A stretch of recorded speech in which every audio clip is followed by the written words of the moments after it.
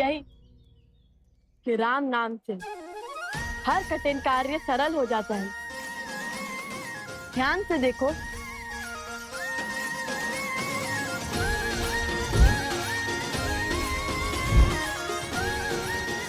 भैया अब ये 3 मटकों को अवश्य एक साथ भेदेगा। हाँ, अवश्य भेदेगा।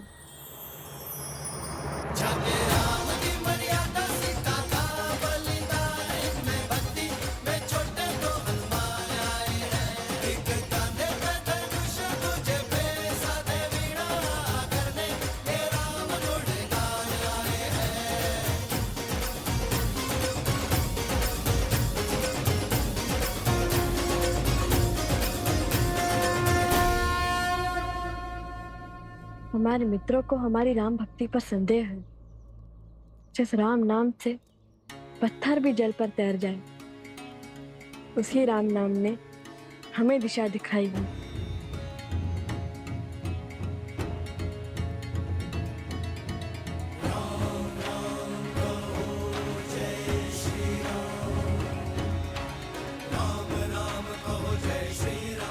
राम राम सर पे हो रघुवर का हाथ तो हर दुविधा आसान होगी। तुम वीर पुरुष, तुम पराक्रमी, तुम मर्यादा के हो स्वामी। साथ तुम्हारा जिसके साथ, तुम संकट हर लो आगामी। मन में है विश्वास, आकाश में पड़ेगा। जब होगी जीत तो हर दिशा में राम नाम गूंजेगा। राजा राम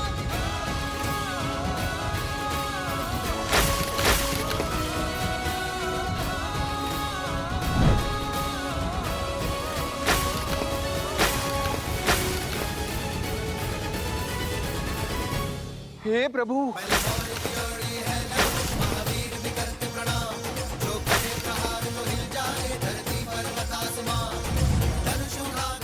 अरे कोई रोको, उस तीर को देखो।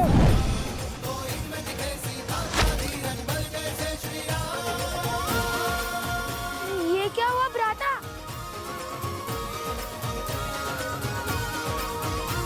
अरे मटके! कितना जल बह रहा है। कोई रोको इस तीर को, सारा पानी बह रहा है। चुनौती वृक्ष पर लटके 3 मटके फोड़ने की थी। तुमने तो आश्रम के सारे मटके फोड़ दिए। इस अपराध का तो घोर दंड मिलेगा तुम्हें। मैंने क्या, पूरे आश्रम ने देख लिया। सच्चे राम भक्तों का पराक्रम। अब लगता है वन देवी का पराक्रम तुम दोनों पर बरसेगा।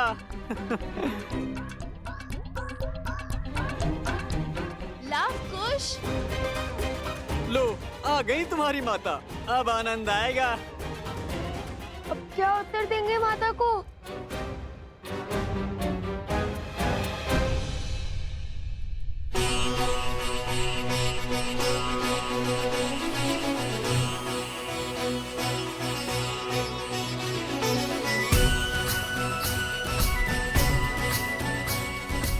अश्वमेध यज्ञ के विधान के अनुसार ये वेदी 4 अंगुल और ऊंची होनी चाहिए।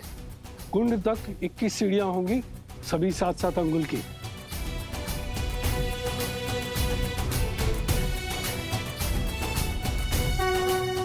प्रणाम ऋषिवर। कल्याण मस्तु ऋषिवर। आप सबका कोटि कोटि धन्यवाद ऋषिवर। इस यज्ञ की सज्जा के लिए पधार कर आपने अयोध्या पर बहुत बड़ा उपकार किया है। यह यज्ञ कोसल राष्ट्र के लिए अत्यंत महत्वपूर्ण है। मुझे विश्वास है ऋषिवर कि आपके सामर्थ्यशील मार्गदर्शन में इस यज्ञ में कोई त्रुटि नहीं होगी। प्रत्येक कार्य विधिवत होगा। ये हमारा सौभाग्य है श्री राम। हर ओर राम राज्य का ध्वज लहराए। धर्म केवल कौशल में न रहकर सारे आर्यव्रत में विस्तार करे। इससे शुभ और कुछ नहीं हो सकता।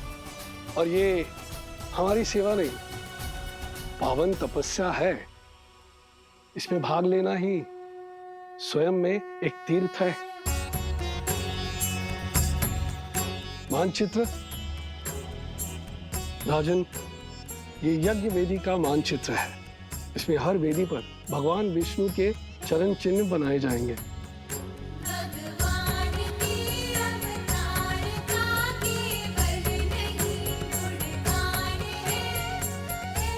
आइए।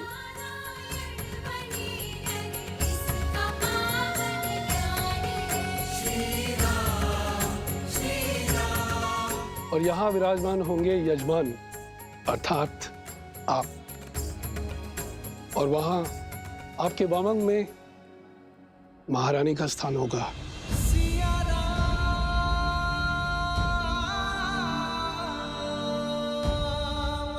वेदों के अनुसार यज्ञ में यजमान के सपत्नी सम्मिलित होना अनिवार्य है।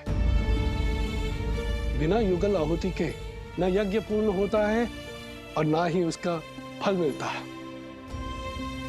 आपकी और महारानी की आहुति की शक्ति ही साम्राज्य में सुख और समृद्धि को बढ़ाएगी। राम सिया राम सिया राम।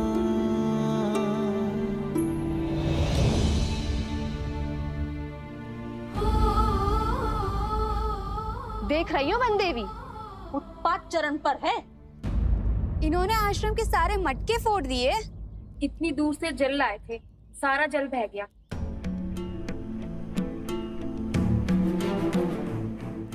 लवकुश, ये कैसी उद्दंडता है? क्यों किया तुम दोनों ने ऐसा? उत्तर दो। ये कैसा खेल था? जो भी हुआ उसका उत्तरदायित्व हमारा है, परंतु ये कोई खेल नहीं था, चुनौती थी। गुरु भ्राता शांडिल्य ने कहा था। वनदेवी, मैंने केवल 3 घड़े कहे थे फोड़ने के लिए, सारे नहीं। आप चाहे तो इनसे पूछ लीजिए। हाँ वनदेवी, बात 3 घड़ों पर ही लक्ष्य साधने की हुई थी। लवकुश, माता वो शक्ति अधिक लग गई। तुम्हारी इस अधिक शक्ति के कारण आश्रम में एक भी बूंद जल नहीं है। अब तुम दोनों का यही दंड है कि तुम दोनों पूरी रात्रि जागकर आश्रम के परिवार वालों के लिए नदी से जल भरकर लाओगे।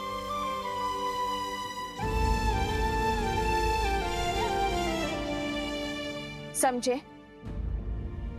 पर जल लाओगे किसमें?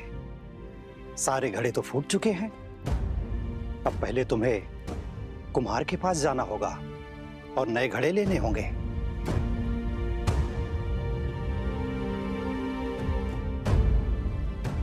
जी माता।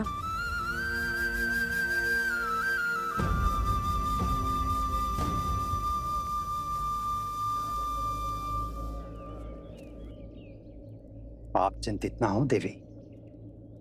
कुछ व्यक्तियों की दृष्टि में यह उद्दंडता है, पर सीधा देखा जाए तो श्री राम नाम की महत्ता की गूंज छुपी है इसमें। इस परीक्षा ने यह सिद्ध कर दिया कि राम नाम की शक्ति में इनका विश्वास कितना दृढ़ है। राम सिया राम जय जय राम। राम सिया राम जय जय राम।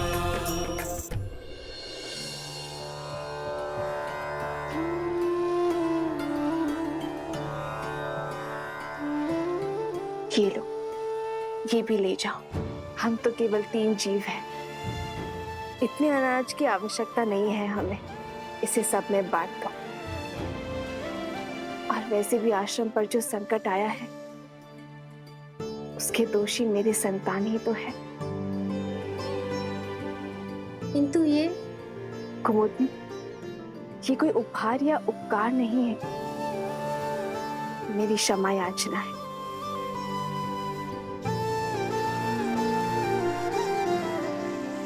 दोष तो शांडिल्य का भी था ना, उसने ही उकसाया दोनों लवकुश को, और फिर बड़े होने के नाते उसका उत्तरदायित्व भी तो अधिक है। दंड शांडिल्य का दोष नहीं है, वो तो केवल अपने माता के वियोग से दुखी है। लव कुश को अपनी माता के साथ देखकर कहीं ना कहीं उसके मन में ईर्ष्या होती है, जो कदाचित उसे भी ज्ञात नहीं है। इसीलिए तो वो सदा उनके साथ स्पर्धा करता रहता है।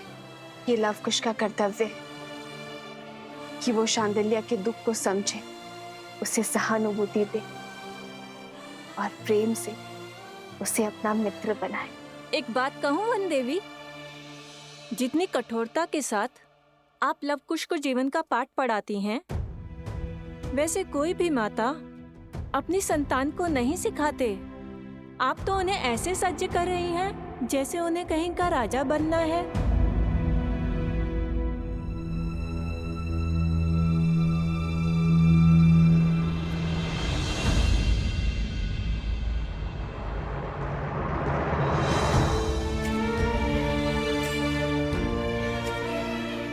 अब इसे मैं कैसे समझाऊं आर्य कि एक रानी केवल प्रेम रूपी माता नहीं बन सकती। मेरे कंधों पर अपने पुत्रों को पिता के समरूप बनाने का भार भी तो है ना आर्य, ताकि कल को वो पूरी निष्ठा के साथ अयोध्या के सिंहासन और प्रजा के मन पर राज कर सके।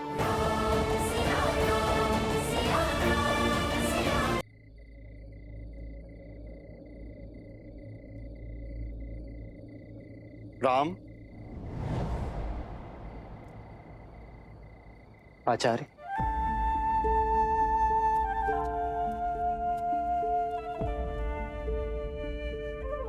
प्रणाम आचार्य। कल्याण। आचार्य, आप रुक क्यों गए? मैं अयोध्या का महाराज बाद में हूं, सबसे पहले आपका शिष्य हूं।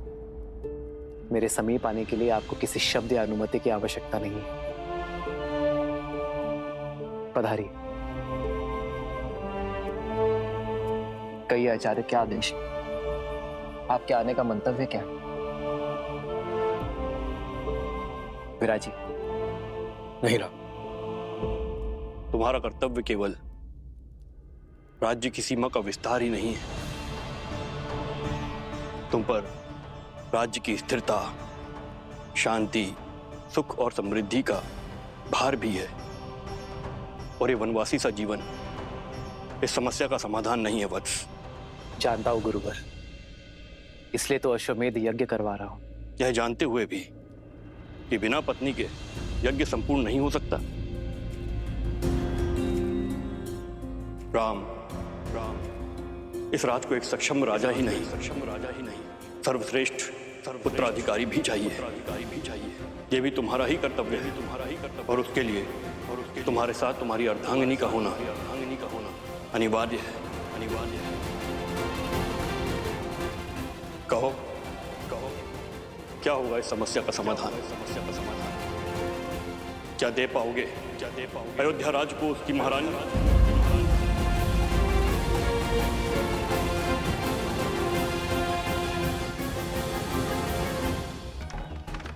कुम्हार जी, हमें इन सब के बदले में घड़े चाहिए। हाँ हाँ, शीघ्र दीजिए। आश्रम के सभी मटके फूट चुके हैं। वो तो ठीक है, परंतु ऐसा हुआ क्या? कोई भूचाल आया था कि आश्रम के सारे घड़े एक ही दिन में टूट गए? भूचाल ही समझिए। कुछ उद्दंडी बालकों ने उपद्रव मचा रखा है आश्रम में। नए घड़े तो मिल जाएंगे, पर उनके बदले इतना अनाज चला गया। अब खेतों में और अधिक परिश्रम करना पड़ेगा। हाँ बहन, इस वर्ष की फसल बहुत ही परिश्रम मांगेगी। बालकों की उद्दंडता पर अंकुश रहना चाहिए। कब समझेंगे कि जब कोई बिना विचार किए कार्य करता है तो परिणाम पूरी समाज को भुगतना पड़ता है।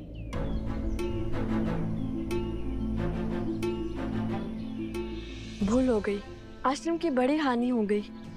अब सबको आश्रम में हमारे कारण और परिश्रम करना होगा। हमें भी तो नदी तक जाना है और पूरी रात्रि जल भरना होगा। मुझे हमारे परिश्रम की चिंता नहीं है, वो तो हम कर ही लेंगे। मुझे चिंता है माता की, हमने उनका मन दुखाया है। न जाने वो हमें क्षमा करेंगे भी या नहीं।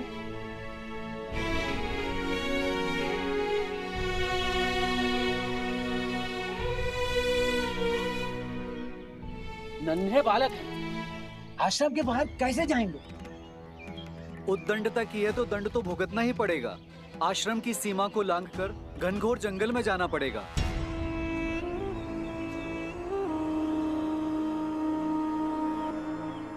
आज नहीं तो कल कोई तो इस आश्रम की सीमा लांघेगा ही, और उसे सीढ़ी बनाकर मैं पहुंचूंगा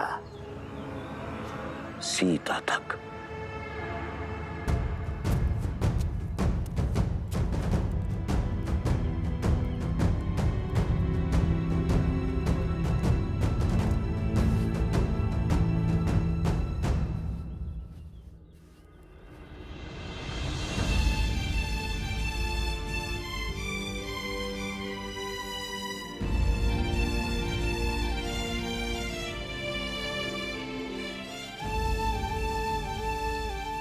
अब ऐसी भूल नहीं होगी माता। हमें आशीर्वाद दे कि हम अपना प्रायश्चित पूर्ण कर सके।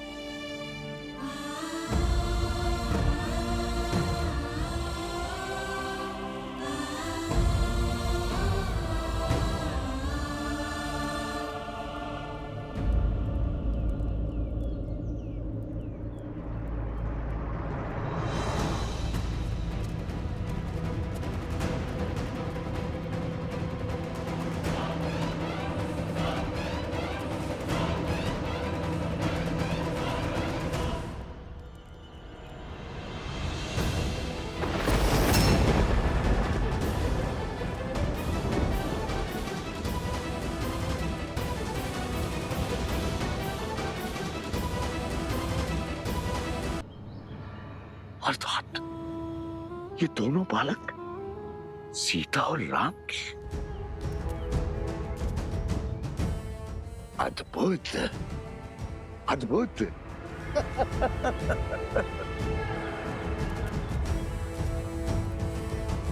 12 वर्ष की प्रतीक्षा अंततः समाप्त हुई। आज सीता भी मिल गई और राम को परास्त करने का अस्त्र भी। अब आएगा आनंद। राम राज्य की नींव को राम का ही बीज बिखेरेगा। इसे कहते हैं प्रहार। हाथ भी राम की और काल भी राम का। माता आश्रम में है तो क्या हुआ, पुत्र तो आश्रम से बाहर आ गए। अब यही दो कोमल कोमल बालक मुझे सीता तक बचाएंगे। राम, सिया राम। परंतु भ्राता, जैसे दोषी हम हैं, वैसे दोष धनुष और बाण का भी तो है। 3 मटके को फोड़ने को कहा था, उसने तो सारे आश्रम को जलमग्न कर दिया। धनुष और बाण साधन है कुश, और साधन में बुद्धि नहीं होती। लक्ष्य प्राप्ति के लिए बल और बुद्धि साधक का होता है, इसलिए बुद्धि का उपयोग मनुष्य को ही करना होता है। वाह वाह, ज्ञानी हो भैया। ज्ञानी नहीं, महाज्ञानी हूँ। यदि महाज्ञानी हो तो अपनी बुद्धि का प्रयोग पहले क्यों नहीं किया? सारे मटके तोड़ दो बोल दिया।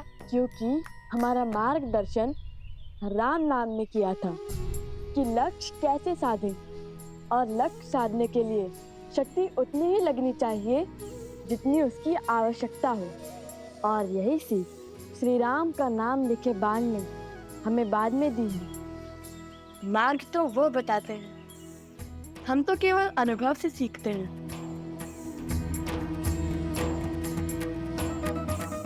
मैं भी अनुभव से बोल रहा हूँ भैया। भूल हो गई, अब नहीं बोलूंगा।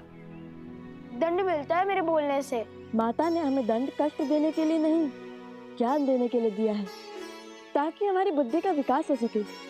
अब देखो, जो बात मैं सुनकर समझता हूँ वो बात तुम दंड पाकर ही समझते हो। महाज्ञानी है आप, मैं क्या समझूंगा? मैं तो आपका बस एक शस्त्र हूँ। संधान तो आपके मन से होता है। बाण चलाने में भले ही तुमसे आगे हूँ, किंतु बातों में तुम्हें कोई नहीं पकड़ सकता।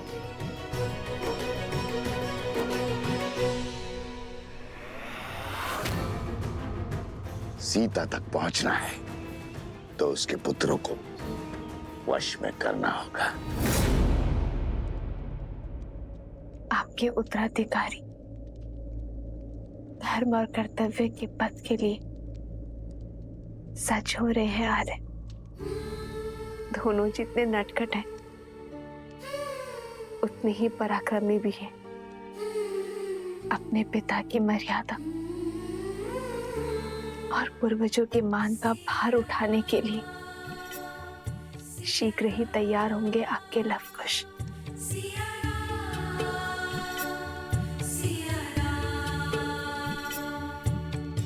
दोनों एक हैं, बस यही सच है।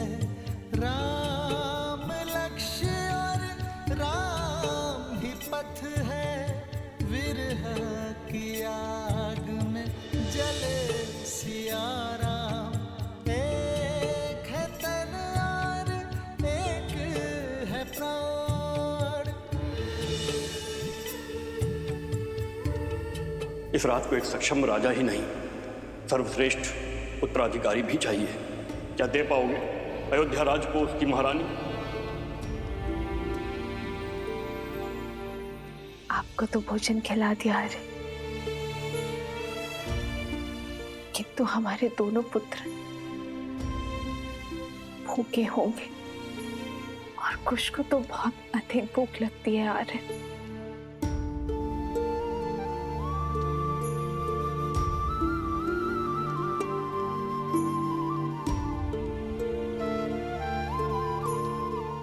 माना संतान की दिशा और दशा माता की कठोरता निर्धारित करती है, किंतु फिर भी उन्हें इस समय वन में भेजना उचित नहीं था। वन देवी,